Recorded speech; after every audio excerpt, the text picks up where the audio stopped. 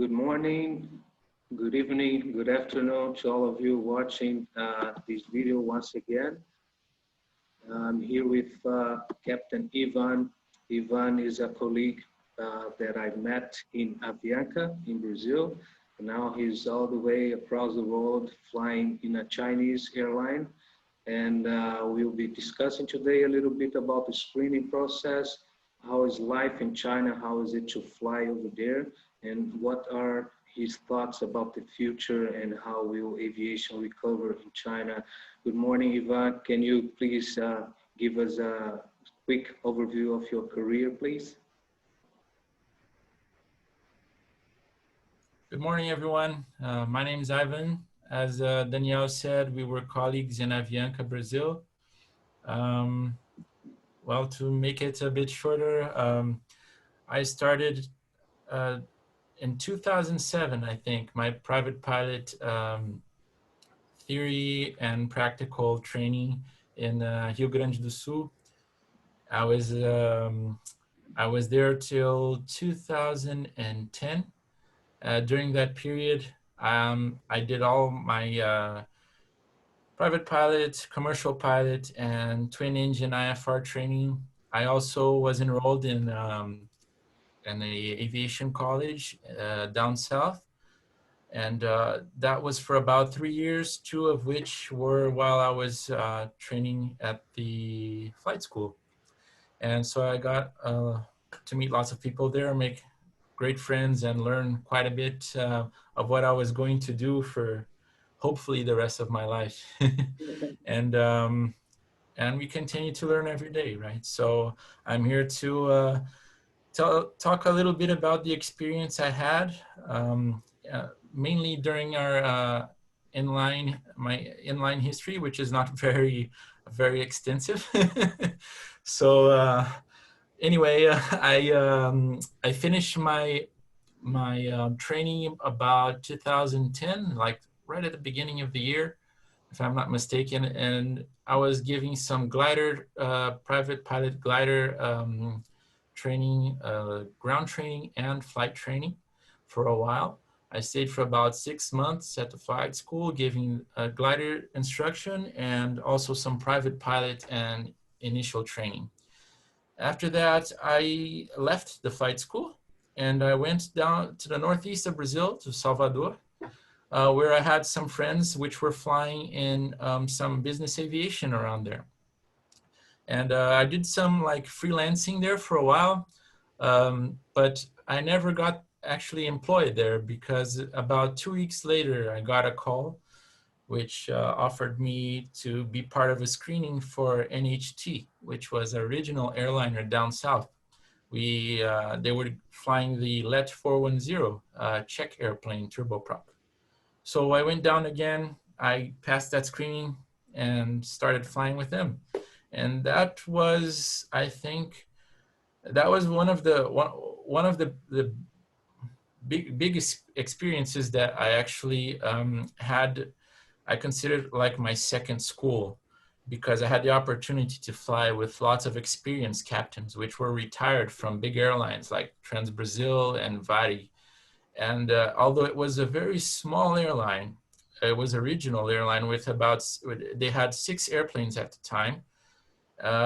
They were feeding TAMS routes down south. So we would go out of Porto Alegre and fly around the southern end of Brazil. The closest we would get to the center of Brazil would be São Paulo, and then we would be heading back down. So we did all the 3 states down there: Rio Grande do Sul, Santa Catarina, Paraná, and São Paulo was our only destination outside of the southern region of Brazil. I did that for about a year, and it was a very nice experience. I kind of miss it sometimes, like flying low and seeing things close by. And I don't know, the whole training experience was nice. I didn't have much twin engine IFR experience at the time. So flying for a regional airline and turboprop was very nice because it helped me build skills which I didn't have. I didn't, how do you say it?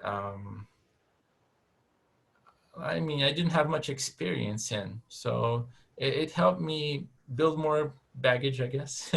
I don't know if that expression works in English, but anyway, to thicken my skin, I guess. And yeah, and so I stayed there for a year, and I had an opportunity for a screening at Avianca, where I met Daniel a few years later. I entered Avianca as a Fokker 100 co-pilot, and I stayed from 2011, for September 2011 to 2013, when I got the invite to go to the A320 during the Fokker 100 phase out. And so I started there 2013, and I stayed for a few more years flying the A320. I went around a few bases. I was initially based at São Paulo, then Porto Alegre. Then when I got the opportunity to be promoted to captain, I was based in Brasilia. And later I changed to Rio, where I finished my last days at Avianca and had the chance to, for another experience, which was very nice, of flying the Ponte Aérea from São Paulo and Rio, which I think was one of the funnest experience I had during my time in Avianca. I think was that, and our training for the Fokker 100 in Dallas were the two highest spots there, biggest milestones, I guess. That was very nice. And well, unfortunately, as we all know, it didn't work out. And that made me kind of rush a bit, because I've always wanted to go abroad for personal and professional experience, but I never imagined that I would go so quick. I was expecting more time to build more pilot and command hours, to build more experience, to get used to the new, I don't know, to to the new work that I was having there, and also to kind of take it in and enjoy myself for a little longer where I was, because I was having lots of fun flying there. It was very nice. And I had to kind of rush a bit with my plans. So when we started hearing bad things in January, actually we started hearing them in December, but in January things got strange. That was when I first started looking outside. And I'm currently married to, she's Brazilian, but she was born in China, in Taiwan. So my Pei is here with me, living here in China, and I've always wanted to come here. So I think we just joined the two things. The first place we looked for was here. I wasn't sure where I was going here, but that was I don't know. I guess that was something that just happened. I heard about a friend from Tam, which was flying here in the East, and he was already flying for the airline I work for now. And he went to Brazil to an office in São Paulo, where he presented us with how it was to live in Shanghai, how it was to work here in the East and in a Chinese airline, and all the package deals and everything, and how it would work, and vacations and whatnot. And so I enjoyed what I heard. And there were already Brazilian pilots flying here, so I knew I would have some kind of support. And I gave him my curriculum, and a few weeks later I got like an email asking for more information. So, and now that's basically a very quick review of everything.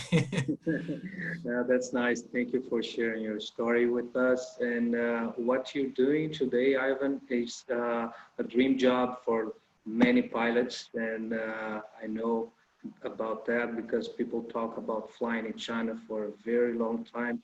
I remember when I was still a teenager and my father was flying here in Brazil, and people were already talking about flying in China and the salaries and the opportunities and everything. But also the screening process is a nightmare for most of the pilots that have this dream. And you were one of the few cases that I heard of that went to China and got it all done in the first shot. And this is really impressive. And as you said before when we were talking, it takes a little bit of luck, but always takes a Yeah. lot of preparation. And if you could just let us know, how did you prepare? What were the phases? Which difficulties did you face? And how should pilots like myself that are not flying currently, how we can prepare for a screening in China? So yeah, I mean, as we were speaking before, it does it has a lot of to do a lot of things, including luck, because I mean, you can just be on your bad day, right? So um, I mean, everything plays a role, and I was just fortunate enough to be, I guess, with the right people at the right time, and asked me things that maybe I knew, asked me to do maneuvers that I got right at that time. But yes, there was some preparation.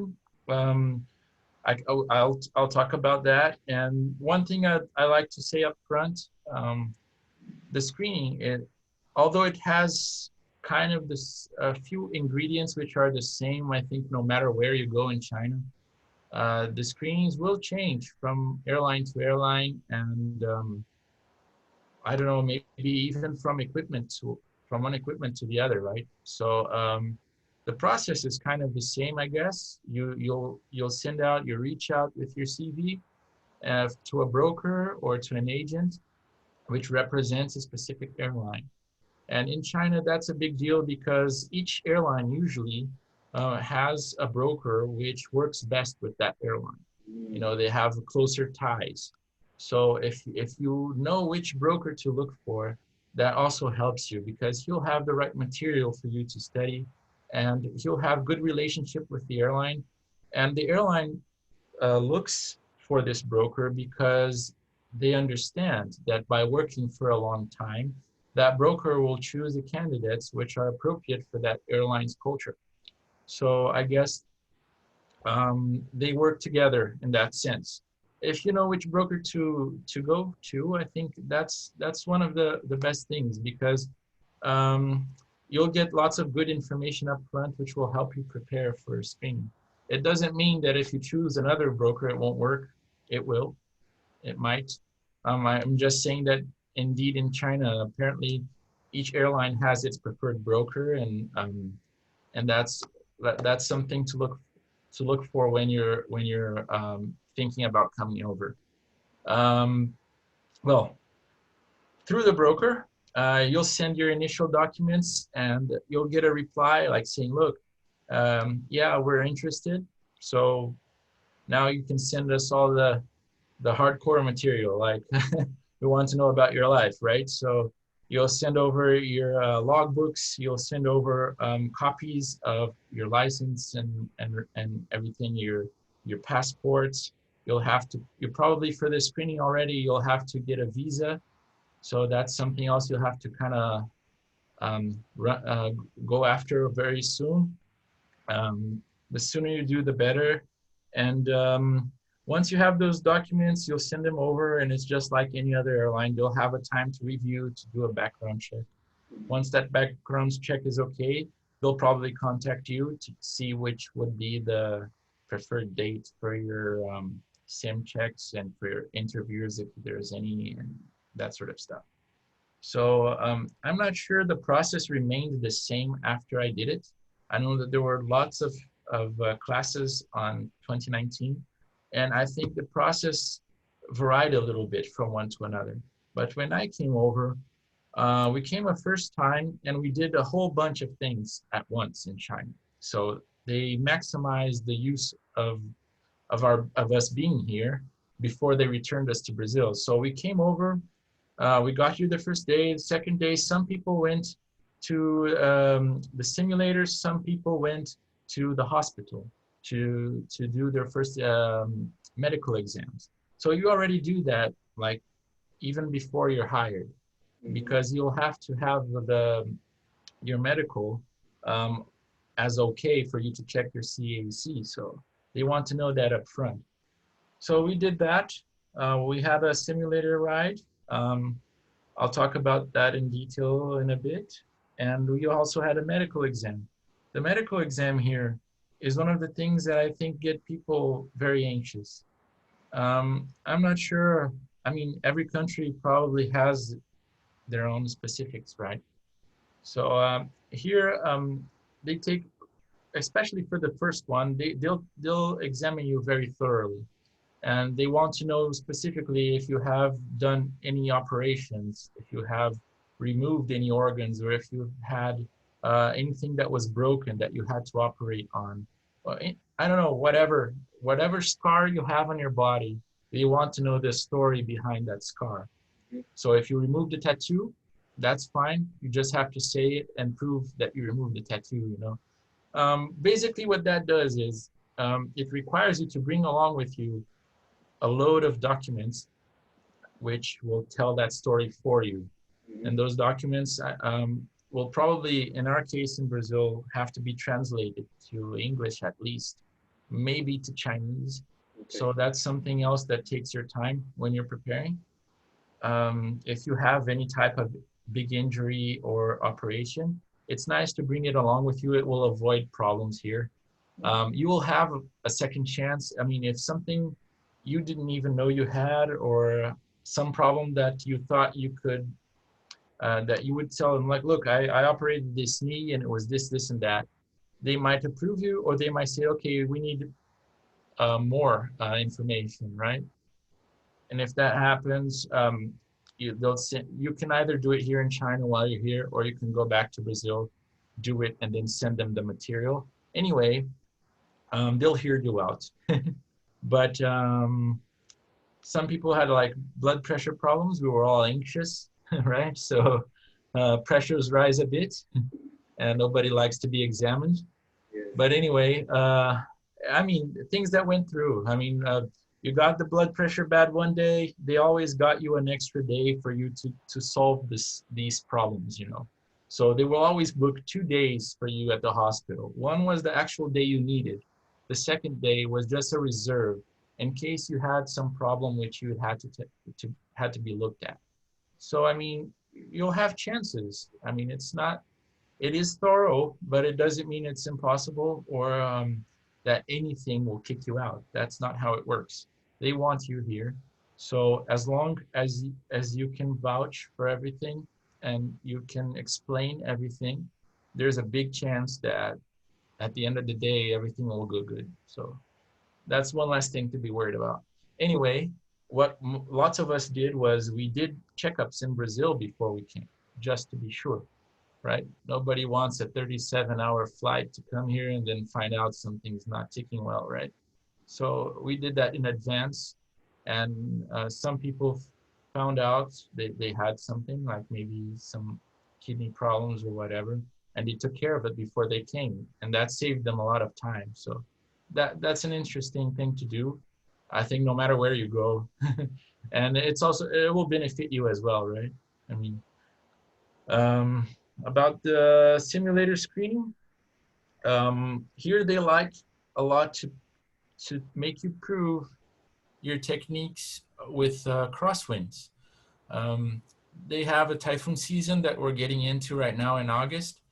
And not that we fly in typhoons, but anyway, there are lots of heavy winds blowing around some areas where we fly to.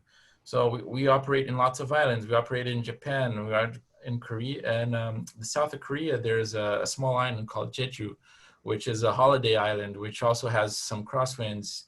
We go down to Taiwan and to Hong Kong, and they're all either islands or bay areas. So there's usually some heavy winds. They're not always crosswinds, but sometimes they are.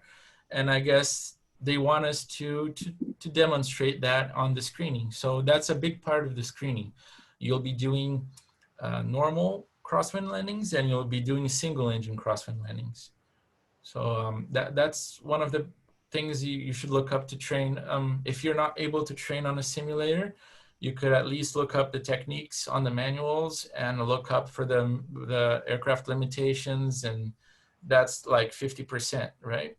And I mean, I would say it's not 50 because your nerves, I guess, would be greater than 50. I think plays the biggest role in the screenings and simulators, right? At least for me, even when I'm just renewing my license or whatever, I think taking control of the nerves. But these things help you control your nerves. The better you are prepared, the easier it is to convince yourself that you're going to do a good job, right? Yes. So. So yeah, that would be the main thing. What we did was between that screening and the CAC check ride, which is the second phase before you get hired. When we went back to Brazil, we joined each other and we went to fixed base training. I went in São Paulo, and some people went in Rio. Some people had them at home, whatever. Each person found a way, and everybody, I guess, trained the maneuvers that they saw on the screening and that they might expect for a CAC check ride. So every every country's civil aviation authority will have a syllabus, which is not exactly what you're going to have on your check ride, but it will at least give you the minimums, right? So that will help you as a guide, and that's something that the broker can offer you. The airline will show it to you on the check day for you, or with your simulator material while they give you to train. So you can use that syllabus as a guide for your studies. And the more you practice, the better. Uh, I think that's it. I mean, that's the main part of the simulator. Uh, I think with the other issue, maybe, I think the one that's most out of our hands here is the preparation for the written exam.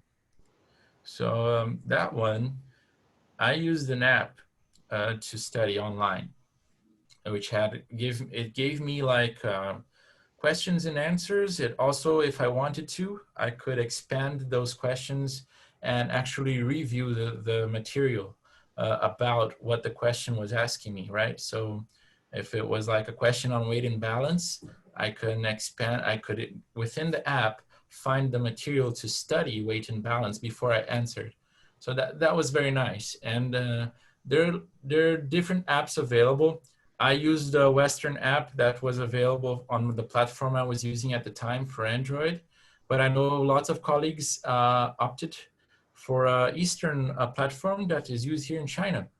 Um, it was a bit more difficult to get access because you had to enroll through, you had to I think, do a registration on a Chinese website, which required help from someone, right? And but anyway, once you did get that, it was the image of the display and the user interface used was exactly the same one you would see on your written exam day on the computers. So they would take you to, usually they take you to an aviation college within the region where your airline is based. And in that college, they will separate you on different time capsules. And not capsules, but anyway, in different times, and they will set you into this room, just like we do in Brazil, I guess. And you'll have a computer, and you'll have your basic material for you to write something and to maybe do your calculations. Everything is given to you. You're not allowed to bring in your own stuff, for obvious reasons anyway. um, so once you get in there, I mean, the app and what you had there, the user interface was the same. So people who did that, who got that application from the Chinese, from the Chinese before they came, that application actually made them more familiar with the system. So that reduces your anxiety, I guess, and also it it makes it easier for you to prepare. You already know the setting of the questions and the types of questions and answers that you'll be getting, right? So anyway, there's different ways of studying for it. But the one important thing is here, since the database is very big and it changes a lot, no person will get the same test, right? I mean, there's an infinite quantity of tests. So maybe my strong is, I don't know, maybe flight theory, and someone else is like engines or whatever. Um, and maybe on that day, when I open up the computer for my exam, I get more questions out of something that I'm not so strong at. Maybe like at weight and balance, for example. I don't know. And they have specific questions for equipment. Like they ask you to take a look at graphs and take a look at load sheets of known commercial aircrafts that can range from business jets to Boeing 727, 737, even the Airbus A320. There are some questions in there about navigation systems, which are specific to the 737. So sometimes, I mean, I never flew the 37. So the only way for me to know that would be studying the material for the exam. Even though I was not applying for a job on a 737, it was required to have some knowledge of some of the systems, of the display systems on the PFD, on the ND, and that would all come by studying through these applications or computer programs, whatever. So that's the toughest part, I think.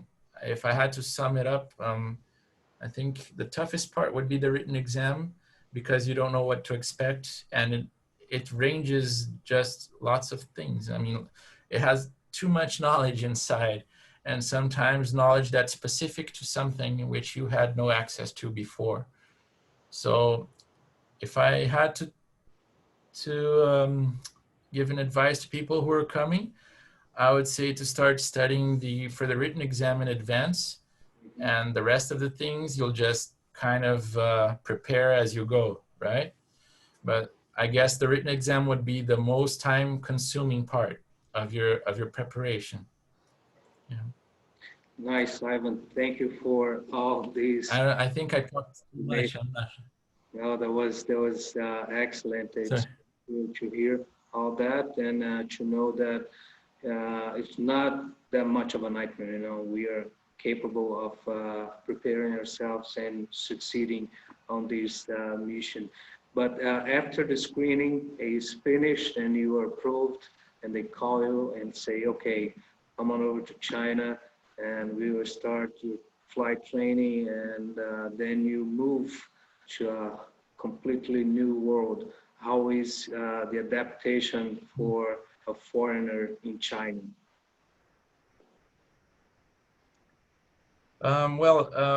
For me, and I think for most of the colleagues who came, it's a completely new experience.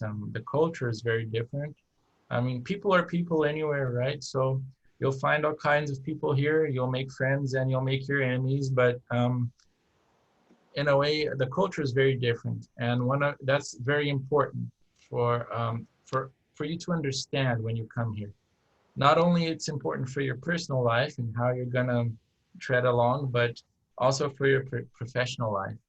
Um, because of the way their language is constructed, the structure of the language, and because it's so different from most of the Western languages, sometimes you'll have a hard time telling the mood of the person that's talking to you. Sometimes you think the person is being aggressive, and that's not the case. You know, the Chinese, they have their ways. I mean, they're not direct.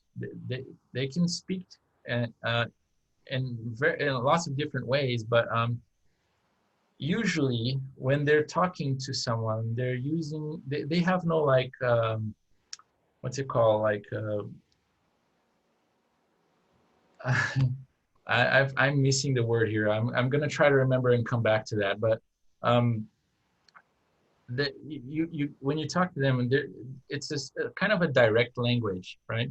They don't go around too much to say what what they want from you or to ask a question. So they're very direct, and that makes it sometimes it makes seem aggressive, not only because of the way they ask you something in English, or if they're shouting in Chinese, I mean, you'll never know. But I mean,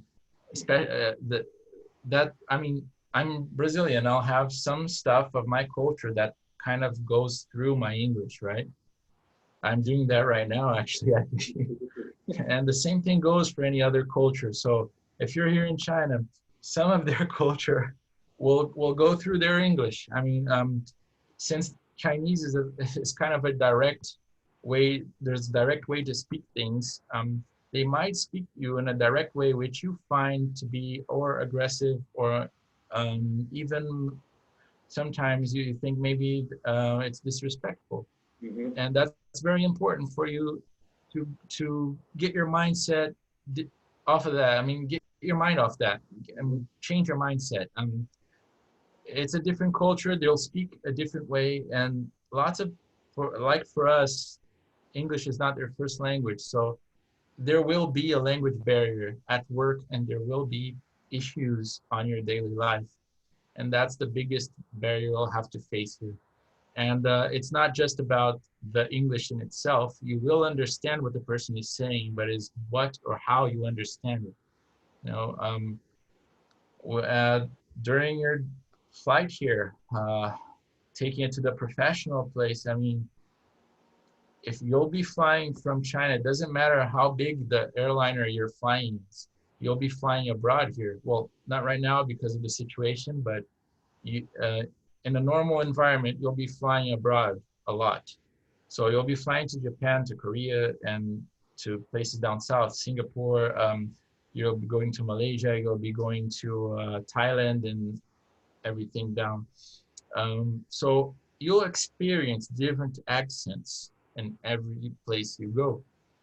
And the same way those people will be making an effort to understand you with your accent, you'll have a hard time also picking up what the person is trying to say when they have an accent. So most of our training here, when we finish the simulator, the ground school, and everything, most of our training here, inline training, is not to teach you how to fly the airplane. They expect you to know that.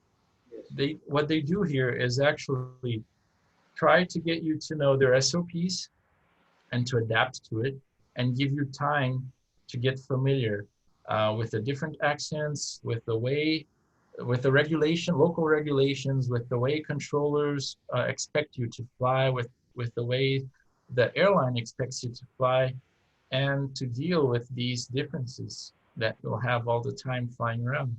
So that the training is actually um, it's an extra time you'll have to adapt to a new environment. It's Mm-hmm. not actually like training for the aircraft. It's more for the environment, which is very nice. Now, about living here, when we first come, we'll be at ground school. We'll usually, the first month, we'll be living at a hotel, usually close by to the airline headquarters. And as we get our first pay and as we finish the ground training part, then at least at the airline I fly for, they started paying us the normal contract, right? You have a training contract pay and you have a flying pay. It's different. Mm-hmm. So once we finish our ground school and we check out our last simulator and we go into the line training, we change the pays we get on the contract, and also they don't get us the hotels anymore. They start paying us house allowance. Mm-hmm. They used to. Now it's a different system. I mean, things have changed because of the pandemic, but at the time, at the contract at the time, it was like that. And so we left the hotel at that point, and we each found ourselves house to rent. Um, and we used former colleagues who were here longer than us. We used their experience. We used their dealers to take a look around and to get the spots where we had good access to subways, or at least that we were close enough that we can get maybe a taxi or something, and go down to to operation department with no problem, right? It's an expensive city. it's kind of like Sao Paulo or Rio or whatever, New York. I mean, you can think of all those big cities, it's the same thing here. So if you're going to live near the airports or near downtown or whatever, on the like the inner part of the city, um, it's going to be expensive. And if you're going to live outside that ring, you'll have a problem with traffic and with time. So you'll have to probably uh, kind of get moving in advance if you want to get in time. And they have lots of traffic issues during, I mean, well, we all do, right? During the mornings and lunchtime and the early afternoon when people are leaving work. It's the same thing everywhere around, and it's not different here. So we have to think about those things when we're going to rent a place here. And that's the reason why I think it's nice if you go somewhere uh, for a professional move in your career, to maybe seek out those people there who either speak your language or speak English, but who are willing to help you and to tell you how it is, and to guide you through that process, because um, you'll spend probably your whole training year living at the same place. So it's important that you find a place that suits your needs here, right, during your training period, at least. Anyway, as soon as you get familiar to the city, it's no big deal. I mean, especially Shanghai, it's very foreigner friendly. I mean, lots of the signs here, or if not all of them, have English next to Mandarin, and you'll have like lots of students around, lots of foreigners around, and the newer generation, most of them speak English. The even newer ones are obliged by the government now to study English as a basic part of their early education. So I think in the future it's going to be even easier. I mean, it's a new China, if compared to the tales and things we heard when we were hearing about China. You know, I think the people who came here first experienced something totally different. They were the first to come, so they had to like they had a harder time probably fitting in and getting around and I don't know, doing their stuff. You know, they made it easier for us. For sure. This is very good information, Ivan. And one thing that everyone is curious about is about the pandemic. You know, since you are in China, you were one of the first ones to see how it is and the measures that were taken and how much it affected the business as a whole, and of course aviation, as we know. But from my point of view, probably China will be one of the first markets to recover from this economic situation. And like for you to tell us how it was during the beginning of this pandemic, and how do you feel that the future will be, and the opportunities that may rise after the crisis is over? Yeah, the first news I think we got about any virus, what I think was with the rest of the world, I think was December, at least that I can recall now. Later, I think someone said that maybe in November, October, someone had spoken about it, but I think it actually became it was advertised as an issue in December, and we were only going to see the effects of it on late January and early February here. So the last vacation that I could actually leave China was in January, and I arrived during the initial lockdown procedure for the disease. We had an issue where we flew out and we spent 2 weeks abroad, and when we came back, we had a hard time getting our flights because they had canceled most of the flights from Europe and from the Middle East to China. And so we got rebooked a few times, and eventually we got here as planned, but it was already, I mean, the effects were already getting here. You know, it there was already a talk about lockdown. The severity of the virus was already acknowledged, and people are already starting to take the first measures. So we got in here without much of a problem. And the first part, I think, since the virus kind of grew here before it went out to the world, I mean, a bit later it got to Italy also. And I think after that, maybe Iran. But I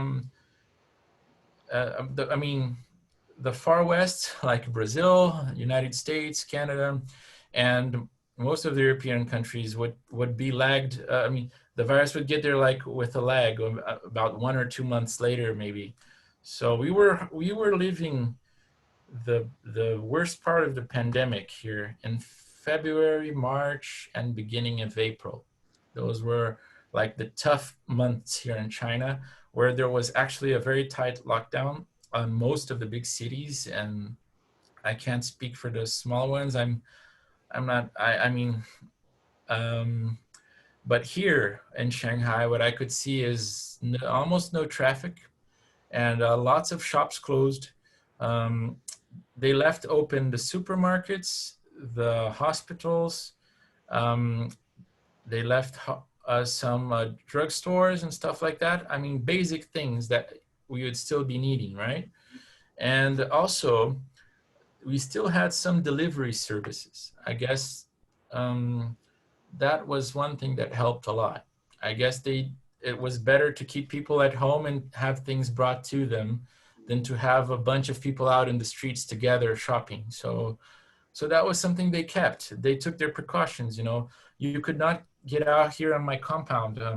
I could not get out of my building without using a mask. And every time we got back in the house, we would sanitize the products we brought in with us. We'd wash our hands and our faces and everything.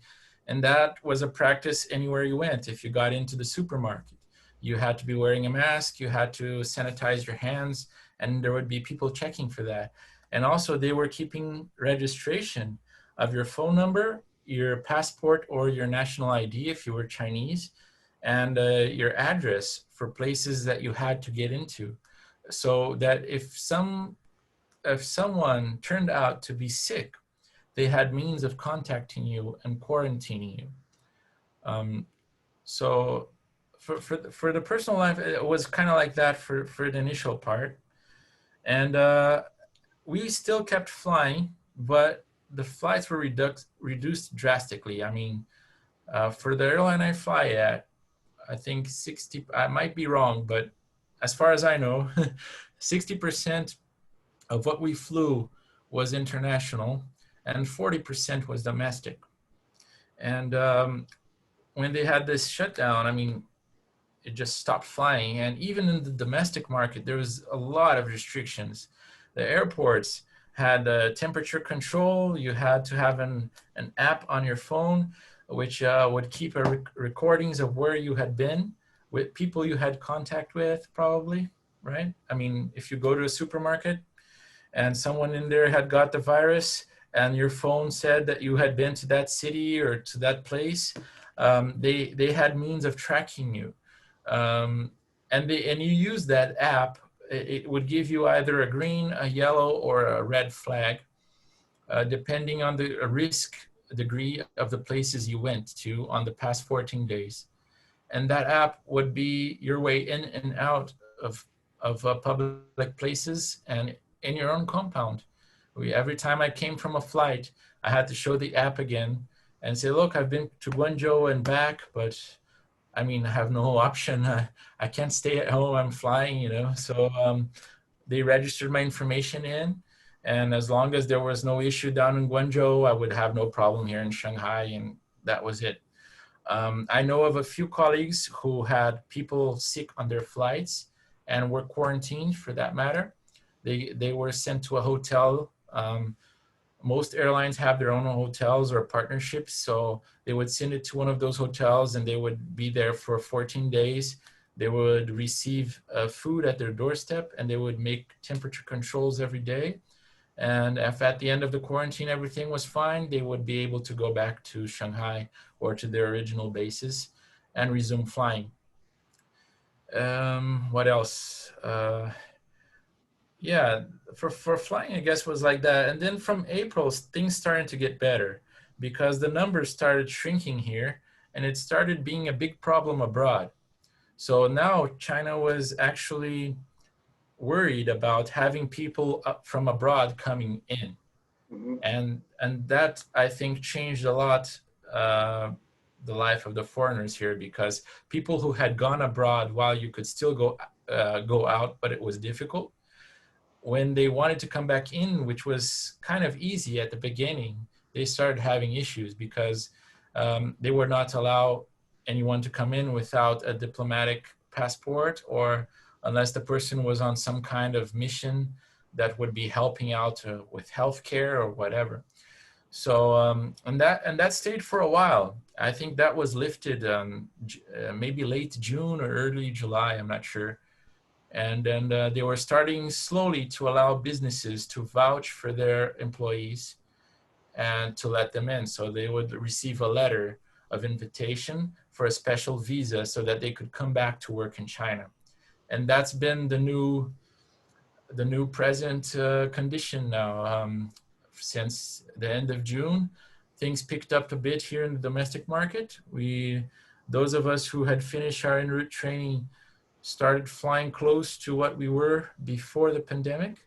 Hmm. Those who are in training are still flying a little bit less, but mostly due to um, a problem of having enough training capacity because things are recovering fast and the same flight instructors which are giving us foreigners flight instruction are also giving instruction to the Chinese co-pilots and the upgrades to captain and everything. And it's returned, the domestic market has returned very, very strong.